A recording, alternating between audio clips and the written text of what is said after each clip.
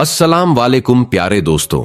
आज हम आपको शहनशाह बगदाद रहमतुल्लाह अलैही और एक वीरान बस्ती के हिंदुओं से जुड़ा एक दिलचस्प वाकया सुनाने जा रहे हैं। उस हिंदुओं की बस्ती में सरकारे बगदाद के साथ क्या क्या हुआ और उन्होंने उस बस्ती के लिए क्या किया, आइए इस वीडियो में जानते हैं। शुरुआत करते हैं अल्लाह के नाम से, जो बड़ा मेहरबान और रहम करने वाला है। एक बार शहनशाह बगदाद रहमतुल्लाह अलैहि इस्लाम की तबलीग करने के लिए सफर पर निकले। आपके हाथ में एक खास लाठी थी जिसकी हकीकत किसी को मालूम नहीं थी।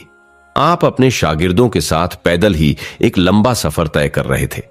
इस सफर का मकसद था भटके हुए लोगों को सही राह दिखाना और जरूरतमंदों की मदद करना। आप अपने साथियों के साथ एक ऐसी जगह पहुंचे जो बिल्कुल वीरान थी। वहां न कोई पेड़ पौधे थे, न आबादी, और जमीन पूरी तरह बंजर थी। ऐसा लगता था जैसे उस जमीन पर कुछ भी उगाना नामुमकिन हो। लेकिन उस वीरान जगह में एक पेड़ खड़ा था। वह एक सूखा हुआ बेजान पीपल का दरख्त था जिसकी जड़ें जमीन से बाहर निकली हुई थीं। यह पेड़ बेशक सूखा हुआ था लेकिन गिरा नहीं था। उसके पास सूखी लकड़ियों का ढेर था, लेकिन यह पेड़ अपनी जगह मजबूती से खड़ा था, मानो हालात से हार मानने को तैयार ना हो। तभी आपके शागिर्दों में से एक ने कहा, हुजूर, यह पेड़ तो इतना सूखा हुआ है कि यहां कोई परिंदा तक आकर नहीं बैठता, लेकिन ये लोग कौन हैं जो इसके चारों ओर खड़े हैं? आपने ध्यान से देखा तो वहां कुछ हिंदू लोग खड़े थे जो उस सूखे पेड़ के चारों ओर दायरा बनाए हुए थे। वे कह रहे थे, हे हमारे देवता, तूने हमें हमेशा खाना दिया, हमें पानी दिया, हमें जिंदा रखा।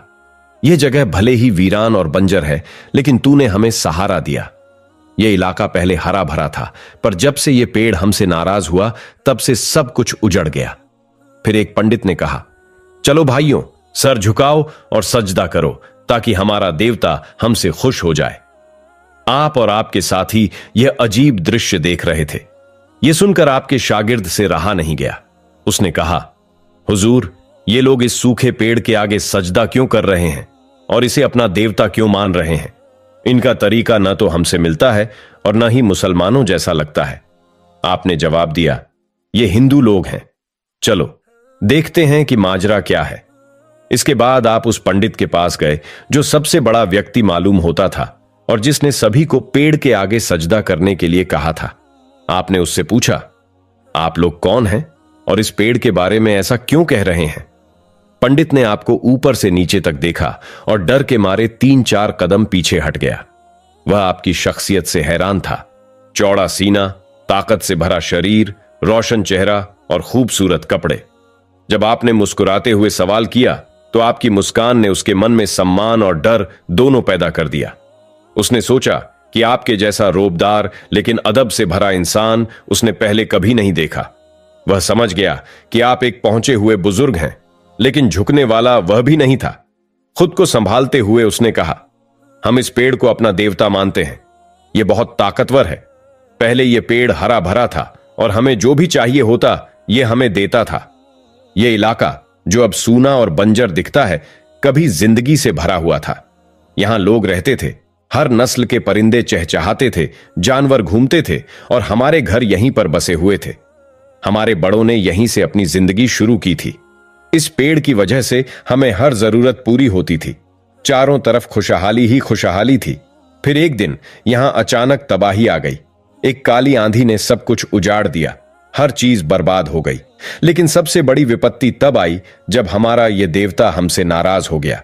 इसके बाद पूरा इलाका सूख गया, वीरान हो गया और बंजर बन गया। हमारे देवता ने अपने पत्ते झाड़ने शुरू कर दिए। मेरे बाप दादा बताते थे कि जब यह पेड़ अपने पत्ते झाड़ने लगे तो इसका मतलब है कि यह हमसे नाराज है और यह तो हमारा देवता है जो हमसे खफा हो गया। हम इसे मनाने की हर मुमकिन कोशिश कर रहे हैं, लेकिन यह हमारी बात नहीं सुनता। तब आपके शागिर्द ने पूछा, तो तुम्हारे लोग अब कहां गए? पंडित ने जवाब दिया, यहां पानी की कमी हो गई थी। जानवर भूख और प्यास से मरने लगे थे। इसी कारण हमारे लोग यहां से चले गए। अब हम एक दूसरी बस्ती में रहते हैं जहां एक नदी थी। उसी नदी के पानी से हमारा गुजारा होता था, लेकिन अब वह नदी भी सूख चुकी है। हम बड़ी मुश्किलों से तपती गर्मी में रेत पर चलकर दूर के इलाके से पानी लाते हैं, पर अब हमारे लोग थक चुके हैं। बच्चे बीमार पड़ रहे हैं, जानवर चारा न मिलने से दूध नहीं दे रहे और भूख से मर रहे हैं। हमारे बड़े इस पेड़ को मुकद्दस और बरकती मानते थे। हमने इससे बहुत फायदे उठाए हैं। आपने उसकी बात को बीच में रोककर पूछा, तो तुम्हें क्या लगता है यह मुकद्दस और बरकती पेड़ अब तुम्हारे लिए क्या कर सकता है? पंडित बोला, यह पेड़ हमारे लिए बहुत कुछ कर सकता है। यह हमें वही देता था जो केवल एक देवता दे सकता है। इसलिए हमने जान लिया है कि यही दरख्त हमें जिंदगी देने वाला है, हमारी खुशियां लौटाने वाला है, हमारे दुखों को मिटाने वाला है और हमारी हर दुआ सुनने वाला है। यही कारण है कि हम इसे मनाने और इससे मदद मांगने में लगे हुए हैं। शायद ये हम पर रहम कर दे। आप रहमतुल्लाह अलैहि ने सबकी बातें सुनने के बाद कहा, यह पेड़ जिसके आगे तुम सर झुका रहे हो तुम्हें कुछ नहीं दे सकता। यह खुद मखलूक है, इसे भी किसी ने बनाया है, इसका भी एक खालिक है। सोचो यह तुम्हें जिंदगी कैसे दे सकता है? पंडित ने गुस्से में कहा, आप कैसी बातें कर रहे हैं? यह हमारा खुदा है। यह दरख्त हमें बीमारी से निजात देकर शिफा देता है। इसके अंदर से निकलने वाला पानी अमृत है और आप कहते हैं कि यह कुछ नहीं कर सकता। पंडित जिद पर अड़ गया। उसने यह तक नहीं सोचा कि आप कौन हैं। वह बोला, आप हमारी पूजा में रुकावट डाल रहे हैं और ऊपर से कहते हैं कि यह मुकद्दस पेड़ हमारा भला नहीं कर सकता। यह वही पेड़ है जिसने हम पर इतने एहसान किए हैं। मैं 80 साल का हो गया हूं और मेरे बुजुर्गों ने भी इसे माना है। पहले यह हरा भरा और खिला खिला था। अब जब यह सूख रहा है तो मैं इसे अपना खुदा ना मानूं? इसकी हिफाजत करना और इसका ख्याल रखना हमारा फर्ज है।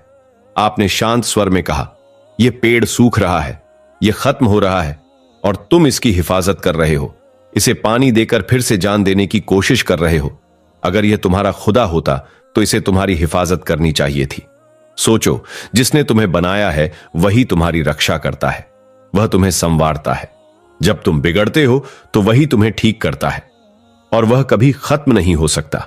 याद रखो, जो चीज खत्म हो सकती है वह कभी खुदा नहीं हो सकती। इसीलिए तुम उससे मांगो जो सब कुछ देने वाला है, जो हमेशा से है और हमेशा रहेगा, जो शुरुआत से है और अंत तक रहेगा। पंडित ने कहा, वह कौन है जिसके बारे में आप बात कर रहे हैं? हमें तो हमेशा से यही दरख्त पालता आया है। हमने इसी को अपना खुदा माना है और मानते रहेंगे। शहनशाह बगदाद ने गुस्से में कहा, यह गलत है। तुम उससे मांगो जो सबको पालने वाला है। वह न सोता है न थकता है। वह कभी हमसे बेखबर नहीं होता। न वह इंसान जैसा है न दरख्त या जानवर जैसा। वह अल्लाह है, उसकी बराबरी कोई नहीं कर सकता। पंडित आपकी बात समझने को तैयार नहीं था। वह आपके शब्दों से खौफजदा था। हालांकि उसके आसपास के लोग आपकी बातों पर ध्यान देने लगे। पंडित ने जिद करते हुए फिर कहा, हम तो इस दरख्त से ही मांगेंगे, यही हमारा खुदा है। तब आप बोले, अच्छा, किसी ऐसे इंसान को बुलाओ जो इस पेड़ से बात कर सके, शायद वह उसकी बात मान ले। पंडित ने कहा, ऐसा कोई इंसान कहां मिलेगा? मैं जो इस सबका सबसे बुजुर्ग हूं, इसने मेरी नहीं सुनी। फिर ऐसा कौन होगा जिसकी यह बात मानेगा? आपने जवाब दिया, अगर मैं इससे बात करूं तो तुम्हें बुरा तो नहीं लगेगा?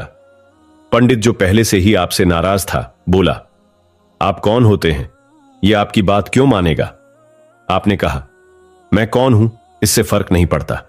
मुझे इसकी नाराजगी की वजह जानने दो, शायद मैं इसे मना सकूं। पंडित ने आपको रोकने की कोशिश की, लेकिन उसके थके हुए साथी बोले, आप कोशिश करें। अगर आपने इस पेड़ को मना लिया तो हम आपकी बात मानेंगे। आपने मुस्कुराते हुए कहा, ठीक है, लेकिन पहले मुझे नमाज पढ़ने दो। सब हैरानी से आपको देखने लगे, सोच रहे थे कि आखिर नमाज क्या है। आपने उन सभी के सामने नमाज की नियत की और कुछ समय तक नमाज पढ़ी। फिर अल्लाह ताला से दुआ की, या रब्बे दो आलम, तेरा कर्म हर जगह चलता है, तू हर जगह है, तेरा अस्तित्व हर जगह है, तू सीमाओं से परे है, तेरी कोई सीमा नहीं। हर पेड़ को तू उगाता है, खिलाता है, फल देता है और पानी प्रदान करता है। तू ही है जो तेरे दीन को जीवन देने के लिए जिम्मेदार है। हमने यह सफर इसलिए शुरू किया है ताकि तेरा दीन हमेशा जिंदा और ऊंचा रहे। मैं तुझसे दुआ करता हूं उस इस्लाम के लिए जिसे तेरे प्रिय नबी सल्लल्लाहु अलैहि वसल्लम ने अपने मजबूत कंधों पर उठाया और उसे संभाला। या अल्लाह, इस्लाम को हमेशा ऊंचा रखना। या रब्बे दो आलम, लोगों को शिर्क से बचा ले। ये दरख्त तुझसे मांग रहा है जो खुद तुझसे मांगता है। ये पेड़ भी तेरी बनाई हुई मखलूक है जिसे तूने ही जीवन दिया है। तू ही सबको जिंदगी देता है और ये पेड़ हमारे लिए फायदे का कारण बनता है, लेकिन ये लोग नहीं समझते कि सब कुछ तुझसे आता है।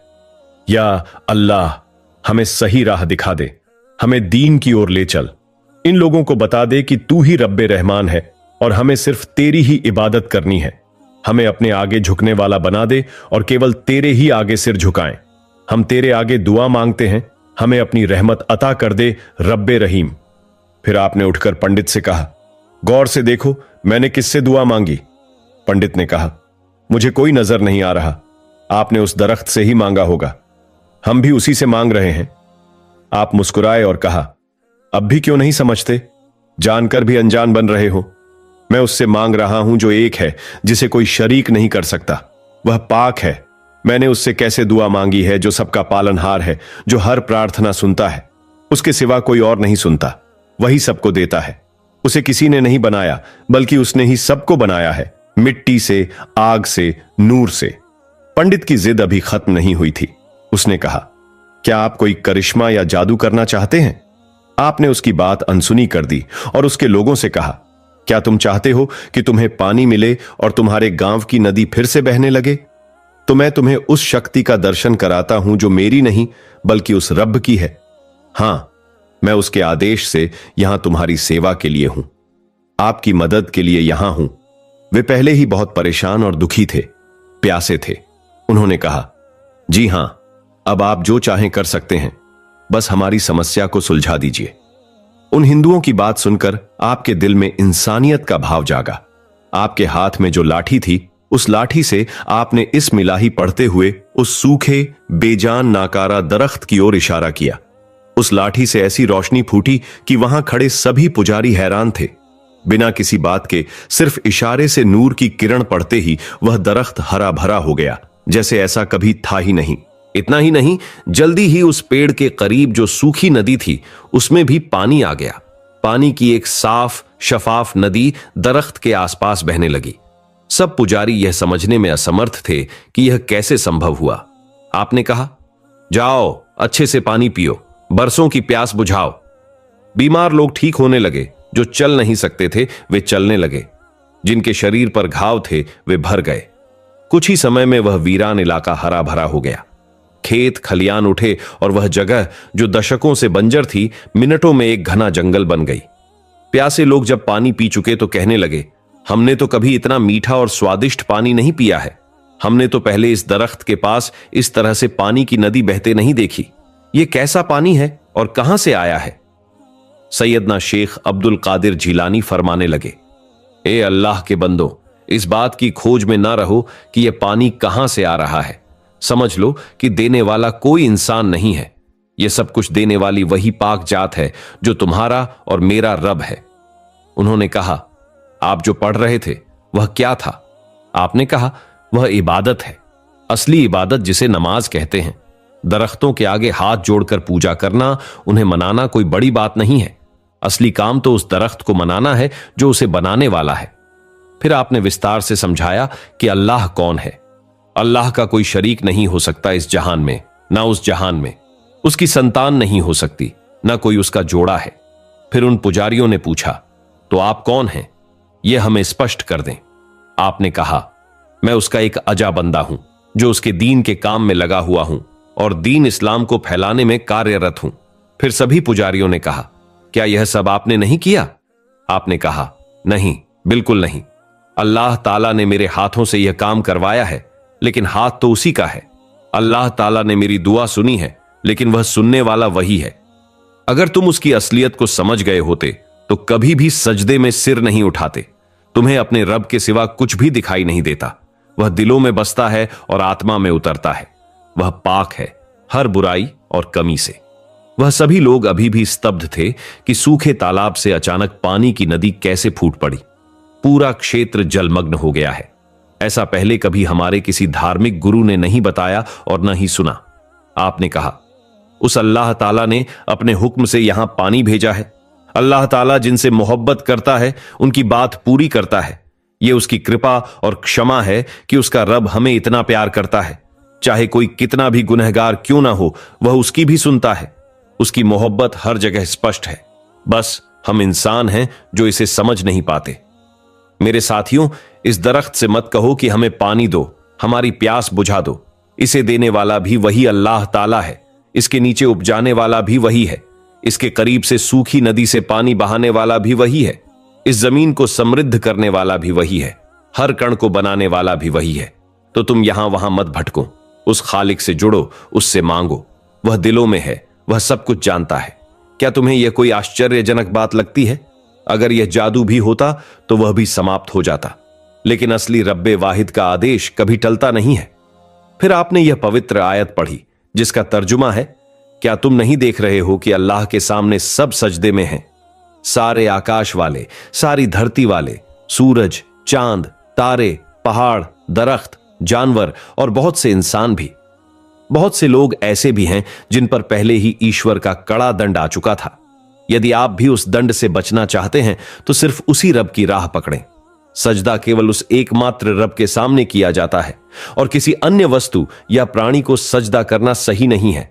सिवाय शैतान के कोई ऐसा नहीं हो सकता जो अल्लाह के आदेश पर कभी झुके नहीं। वह जो लोगों को गुमराह करता है और उन्हें हसद, जलन, गुरूर, अकड़ और खुद पर गर्व जैसी बुरी भावनाओं में भटकाता है। जबकि इंसान सिर्फ मिट्टी का एक अंश है, लेकिन अल्लाह ने उसे उच्चतम दर्जा दिया है। यह उसकी मोहब्बत का प्रतीक है कि उसने हमेशा अपनी दया का विस्तार किया है।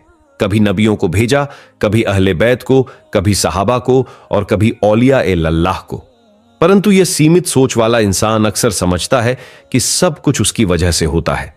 वह बूढ़ा पंडित जो वहां खड़ा था यह सब होते हुए देख रहा था। फिर वह धीरे धीरे वहां से हट गया। हुजूर, शेख अब्दुल कादिर जिलानी रहमतुल्लाह अलैहि ने कहा, तुम कहां जा रहे हो? जहां भी जाओगे वहां यह पानी की नदी तुम्हारे पीछे पीछे जाएगी। और सच में तुम देखोगे कि गांव गांव तक यह पानी की नदी पहुंच रही है। जाओ और खुद देखो। वह नदी जो पहले सूखी जमीन थी, अब वह भी शराब में बदल गई है। वह अपनी ही गति में बहती जा रही है। उन गांव वालों को यह पता नहीं था कि शेख उल शेख हुजूर सैयदना शेख अब्दुल कादिर जिलानी रहमतुल्लाह अलैहि ने अपने रब से क्या मांगा था।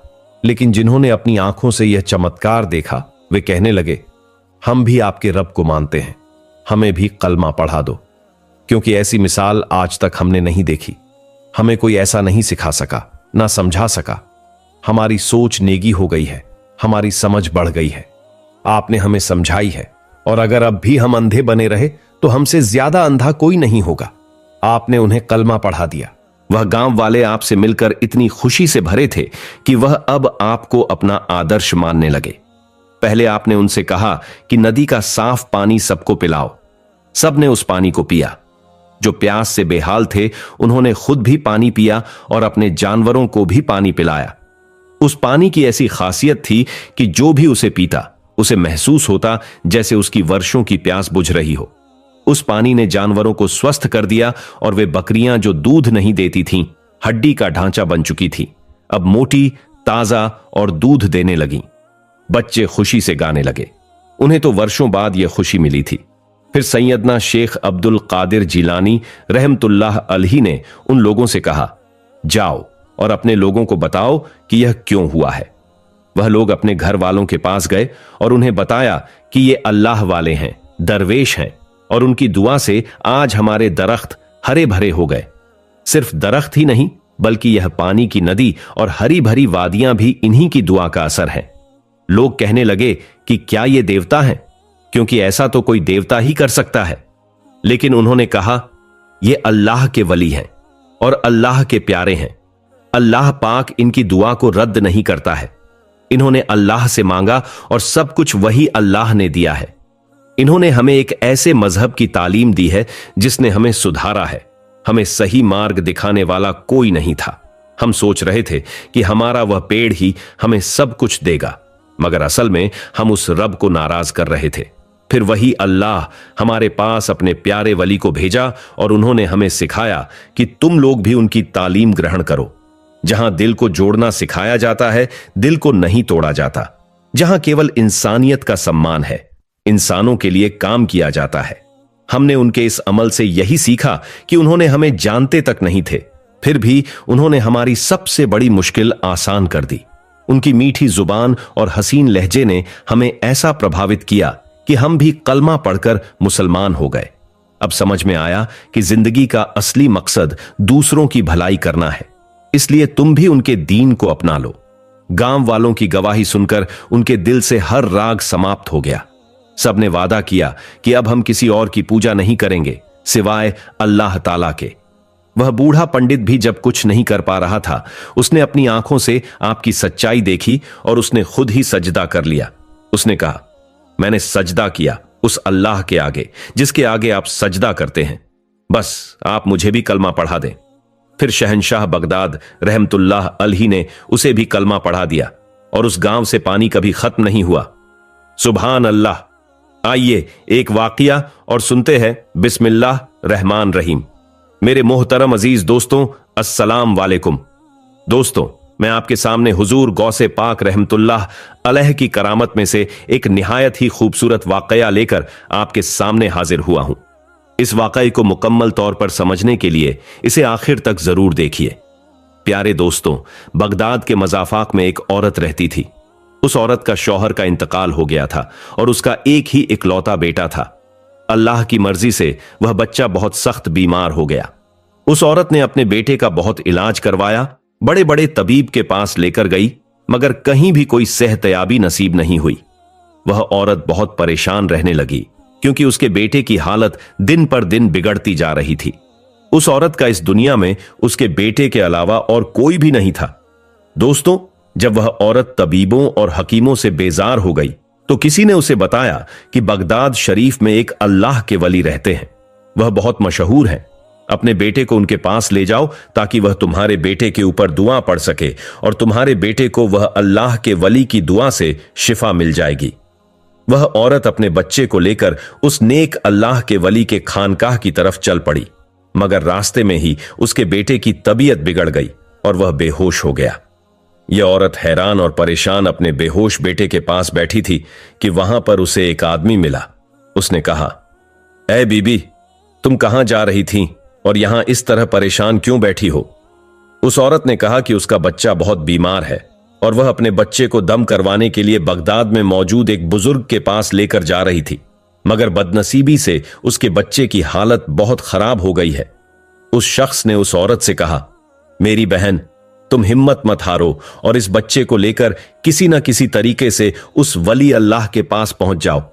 तुम्हारी बात जरूर बन जाएगी और मुझे यकीन है कि तुम बामराह होकर लौटोगी, क्योंकि उन बुजुर्ग की विलायत की हर तरफ धूम मची हुई है और उनकी निगाह करम से बहुत लोग शिफा पा चुके हैं। उस औरत के दिल में एक उम्मीद की किरण रोशन हुई और वह अपने बेटे को लेकर किसी न किसी तरीके से उस वली अल्लाह के खानकाह तक पहुंच गई। जब वह औरत दरबार में गई तो उस वली अल्लाह ने उस औरत के बेटे को देखकर कहा, ऐ बीबी, अब इस बच्चे का कुछ नहीं हो सकता क्योंकि यह बच्चा अल्लाह को प्यारा हो चुका है। तुम अल्लाह की रजा में राजी हो जाओ और सब्र से काम लो। बेशक अल्लाह ताला सब्र करने वालों के साथ है। हम सबको अल्लाह की तरफ ही लौट कर जाना है। लेकिन दोस्तों, उस औरत के लिए यह एक बहुत बड़ी बुरी खबर थी। यह खबर उसका दिल पर पहाड़ बनकर गिरी। वह यह सदमा बर्दाश्त नहीं कर पा रही थी। वह परेशानी के आलम में चीखती चिल्लाती और रोती हुई खानकाह के बाहर निकली। दोस्तों, उसी वक्त एक बहुत प्यारा और पुरानी सूरत वाला बच्चा उस औरत के पास आया। उसने औरत से रोने का सबब पूछा। औरत ने बच्चे से कहा, ऐ नूरानी सूरत वाले बच्चे, तुम्हारा क्या नाम है? उस बच्चे ने कहा, मेरा नाम अब्दुल कादिर है और मैं जिलान से यहां दीन की तालीम हासिल करने के लिए आया हूं। आप बताइए कि आप क्यों रंजीदा खड़ी हैं? वह औरत उस बच्चे को गमजदा होकर अपना सारा मांजरा बता देती है। वह कहती है कि कैसे उसका बच्चा बीमार हुआ और कैसे वह एक बुजुर्ग के पास अपने बेटे को लेकर पहुंची ताकि उनकी दुआ से उसे शिफा मिल जाए, मगर उन तक पहुंचने से पहले ही उसका बच्चा रास्ते में ही दम तोड़ गया और बीमारी ने उसकी जान ले ली। वह औरत रोते जा रही थी और उस नूरानी सूरत वाले बच्चे से रोते हुए कहने लगी कि अब मैं अपने बच्चे के बगैर कैसे जिंदा रहूंगी। उस खातून की यह दुख भरी हालात देखकर और उसकी यह गमजदा गुफ्तगू सुनकर उस बच्चे अब्दुल कादिर जिलानी, जिसे बाद में दुनिया ने हुजूर गौस आजम रहमतुल्लाह अल के नाम से पहचाना, आपको बहुत रंज पहुंचा। आपने अपनी रहमत भरी जबान से ये अल्फाज अदा किए कि ए मोहतरमा, आपका बेटा तो मरा ही नहीं है, बल्कि देखिए तो वह जिंदा है, और यह देखो वह हरकत भी कर रहा है।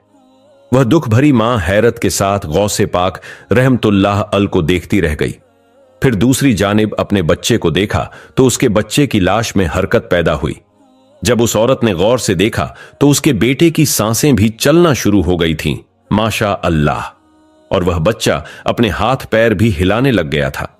दोस्तों, जब उस औरत को यकीन हो गया कि उसका मरा हुआ बेटा जिंदा हो गया है, तो उस औरत ने उस नन्हे मुंहे गौसे पाक रहमतुल्लाह अल से पूछा, क्या आप रहमतुल्लाह अल ने मेरे बच्चे को जिंदा किया है? यह तो मुर्दा हो गया था और उसकी सांसें मेरे सामने ही टूट चुकी थीं, उसके सामने ही दम तोड़ा था। यह कैसे मुमकिन है कि यह दोबारा जिंदा हो गया है? कैसे उसकी सांसें बहाल हो गई हैं? तो हुजूर गौसे पाक रहमतुल्लाह अल ने फरमाया, अल्लाह ताला के हुक्म से यह बच्चा जिंदा हो गया है। आपका गम देखकर मुझको बर्दाश्त नहीं हुआ, तो बस मैंने अल्लाह ताला से दुआ की कि ऐ रब्बे करीम, इस दुखियारी मां के सीने की आग को बुझा दे। यह अपने बच्चे की जुदाई से तड़प रही है। या अल्लाह, तू इसे खुशी दे दे। तू सब कुछ कर सकता है। तू तमाम जहानों का मालिक है। तू तमाम जहानों पर कर्म फरमाने वाला है। तेरे यहां कोई बात नामुमकिन नहीं है। ऐ मेरे अल्लाह, दुआ से तो तकदीर भी बदल जाती है। मैं अब्दुल कादिर तुझसे दुआ कर रहा हूं, अगर तू चाहे तो इसकी खुशियां इसे लौटा दे। ऐ मेरी बूढ़ी अम्मा, यह दुआ मैंने अल्लाह ताला से की और अल्लाह ताला ने मेरी दुआ को कबूल कर ली, और अब आपका बेटा आपके हाथ में सही सलामत है। देखिए किस तरह खुश और सेहतमंद है। इसकी बीमारी भी दूर हो गई है। दोस्तों, इसी अनान में वही बुजुर्ग जो अंदर मौजूद थे और जिन्होंने उस खातून को वापस भिजवा दिया था, वो दौड़ते हुए बाहर आ गए और उस औरत के मुर्दे बच्चे को जिंदा देखकर वो मामले की इनायत को समझ गए और गौसे पाक रहमतुल्लाह अलैह की तरफ मुतवज्जह होकर कहने लगे, यह बच्चा तो मर चुका था। तुमने अल्लाह ताला से दुआ की तो देखो, यह बच्चा फिर से जिंदा हो गया। तुम ऐसा क्यों कर रहे हो? लोग तो इस बात को हरगिज नहीं मानेंगे। तुम क्यों अभी से अपने जलवे दिखा रहे हो? यह कहकर वह बुजुर्ग गौसे पाक रहमतुल्लाह अल के पीछे दौड़े। उनके हाथ में छड़ी थी, जो वे मारने के लिए नहीं बल्कि डराने के लिए थी। वह रहमतुल्लाह अलैह के पीछे दौड़ने लगे। दोस्तों, नन्हे मुन्ने गौसे पाक रहमतुल्लाह अलैह भी उनको देखकर मुस्कुराते जा रहे थे और आगे तेज तेज भागते भी जा रहे थे कि आगे रास्ते में एक बहुत बड़ा कब्रिस्तान आया, जहां पर बेशुमार खबरें थीं। उन खबरों के दरमियान से गुजरते हुए गौसे पाक रहमतुल्लाह अल हंसते हुए कहना शुरू कर दिया, ऐ खबर वालों, मुझे बचाओ। यह बात सुनकर वह बुजुर्ग हैरत में पड़ गए और वहीं रुक गए। वह हैरानी के आलम में कमसन गौसे पाक रहमतुल्लाह अल का कमाल देख रहे थे, जिनके कहने से तमाम कब्र वालों, मुझे बचाओ, कब्रिस्तान के मुर्दे यह सुनकर अपनी अपनी खबरों को फाड़कर बाहर आकर खड़े हो गए थे और आप रहमतुल्लाह अल की डाल बन गए थे। दोस्तों, गौसे पाक रहमतुल्लाह अल दिल फरेब अंदाज में मुस्कुराते हुए उन बुजुर्ग को देखने लग गए और वह बुजुर्ग हैरत के साथ आप रहमतुल्लाह अल को कहने लगे, बेटा, हम आपके रुतबे को तक नहीं पहुंच सकते। आप गौस आजम बनने वाले हैं, इसीलिए आपकी मर्जी के आगे अपना सिर तस्लीम करते हैं। हम जानते हैं कि आप रहमतुल्लाह अल कौन सी हस्ती हैं। मुस्तकबिल में आपसे हुजूर पाक सल्लल्लाहु ताला अलैहि वसल्लम ने आपसे दीन का कौन कौन सा काम लेना है, लेकिन हम तो सिर्फ आपसे इतना कह रहे थे कि मेरे बच्चे अभी से अपनी करामत ना दिखाइए, क्योंकि लोग इस बात पर यकीन नहीं करेंगे, बल्कि वह तुम्हारी जात पर उंगलियां उठाएंगे और तुम्हारे लिए अपने दिल में बोझ और हसद रखेंगे। दोस्तों, जब उस बुजुर्ग ने प्यार से आप रहमतुल्लाह अल को समझाया तो आपने तमाम मुर्दों को हुक्म दिया कि वह वापस अपनी खबरों में चले जाएं, और वह मुर्दे आपका हुक्म मानकर अपनी खबरों में वापस चले गए। माशा अल्लाह, सुभान अल्लाह। तो मेरे प्यारे दोस्तों, यह प्यारा सा वाकया यहीं पर खत्म होता है। आपको कैसा लगा? कमेंट बॉक्स में जरूर बताइए।